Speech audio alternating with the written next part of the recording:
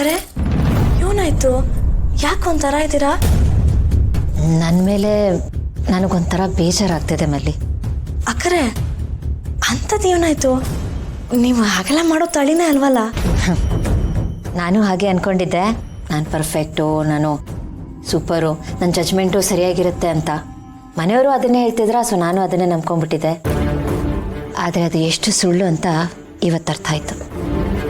ಅಕ್ಕರೆ ಪೀಟ್ಗೆ ಸಾಕು, ವಿಷಯಕ್ಕೆ ಬನ್ನಿ. ಅದು ಮಲ್ಲಿ, ಲಚ್ಚಿ ಕಿಡ್ನಾಪ್ ಆಯ್ತಲ್ಲ, ಅದರ ಹಿಂದೆ ರಾಜೇಂದ್ರ ಭೂಪತಿ ಅವರೇ ಕೈವಾಡ ಇರುತ್ತೆ ಅಂತ ನೀನು ಹೇಳಿದ್ದೆ ಅಲ್ಲ.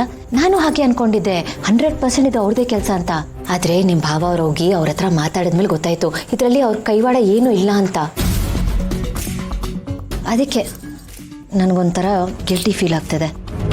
ನ್ಯಾಯವಾಗಿ ಪಾಪ ಅವ್ರನ್ನ ತುಂಬಾ ಮಿಸ್ಅಂಡರ್ಸ್ಟ್ಯಾಂಡ್ ಮಾಡ್ಕೊಂಡ್ಬಿಟ್ವಿ ನಾವು.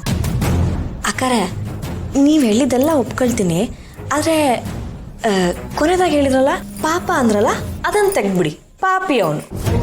ಮಲ್ಲಿ, ನೀನು ನಾನು ಮಾಡಿದ ತಪ್ಪನ್ನೇ ಮಾಡ್ತಿದೀಯಾ. ಇದೆಲ್ಲ ಅವರಿಂದಾನೇ ಆಗಿದ್ದು, ಅವ್ರದ್ದು ವಿಲನು ಅಂತ ನಾವು ಅನ್ಕೊಂಡ್ಬಿಟ್ಟಿದ್ವಿ. ಆದರೆ ಹಾಗೆಲ್ಲ ಏನೂ ಇಲ್ಲ.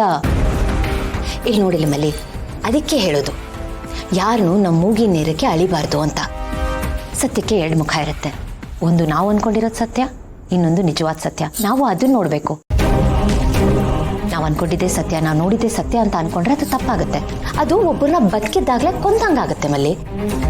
ನನಗನ್ಸುತ್ತೆ ರಾಜೇಂದ್ರ ಭೂಪತಿ ಅವರು ನಾವು ಅನ್ಕೊಂಡ ಹಾಗಲ್ಲ ಅಂತ. ಸಮಯ ಸಂದರ್ಭ ಅವ್ರನ್ನ ಆ ರೀತಿ ಮಾಡಿಬಿಡ್ತು. ಸ್ವಲ್ಪ ಕಠೋರವಾಗಿ ಬಿಹೇವ್ ಮಾಡಿಬಿಟ್ರು ಅವರು. ಈಗ ಉದಾಹರಣೆಗೆ ನಾವು ಮಾರ್ಕೆಟ್ ಹೋಗ್ತೀವಿ, ಹಣ್ಣು ತರಕಾರಿ ತಗೋಬರ್ತೀವಿ. ಅದರಲ್ಲಿ ಏನಾದರೂ ಕೊಳ್ತೋಗಿದ್ರೆ ನಾವೇನು ಮಾಡ್ತೀವಿ? ಕೊಳ್ತೋಗಿರೋ ಭಾಗನ ಕಟ್ ಮಾಡಿಬಿಟ್ಟು ಒಳ್ಳೇದಿರೋದನ್ನ ಉಪಯೋಗಿಸ್ಕೊಳ್ತೀವಲ್ಲ, ಇದು ಹಾಗೇನೆ. ಇಲ್ಲಿ ನೋಡು ಮಲ್ಲಿ, ಪ್ರಪಂಚದಲ್ಲಿ ಯಾರು ಕೆಟ್ಟವರು ಅಂತ ಇರಲ್ಲ. ಒಳ್ಳೆತನದ ಪ್ರಮಾಣದಲ್ಲಿ ಏನೋ ಅಲ್ಲಿ ಇಲ್ಲಿ ಸ್ವಲ್ಪ ವ್ಯತ್ಯಾಸ ಇರುತ್ತೆ ಅಷ್ಟೆ. ಪರ್ಸ್ನಲಿ ನನಗನ್ಸುತ್ತೆ ರಾಜೇಂದ್ರ ಭೂಪತಿಯವರು ಒಳ್ಳೆಯವರು ಅಂತ. ಅಲ್ಲ, ನಿಮ್ಮ ಭಾವನ ಜೊತೆ ಬಿಸ್ನೆಸ್ ಕಾಂಪಿಟೇಷನಲ್ಲಿ ಸ್ವಲ್ಪ ರೈವಲ್ರಿ ಬೆಳೆದೋಗಿದೆ. ಅವ್ರು ದ್ವೇಷ ಮಾಡ್ತಾರಂತ ನಾವು ದ್ವೇಷ ಮಾಡಬಾರ್ದಲ್ವಾ ಮಲ್ಲಿ? ನಾವು ಅವ್ರಿಗೆ ಪ್ರೀತಿ ಕೊಡಬೇಕು. ಆಗೇನಾಗುತ್ತೆ ಅಕ್ಕರೆ ಸಾಕು ನಿಲ್ಲಿಸಿ. ಅವನ ಬಗ್ಗೆ ಗುಣಗಾನ ಮಾಡಕ್ಕೆ ಬರಬೇಡಿ.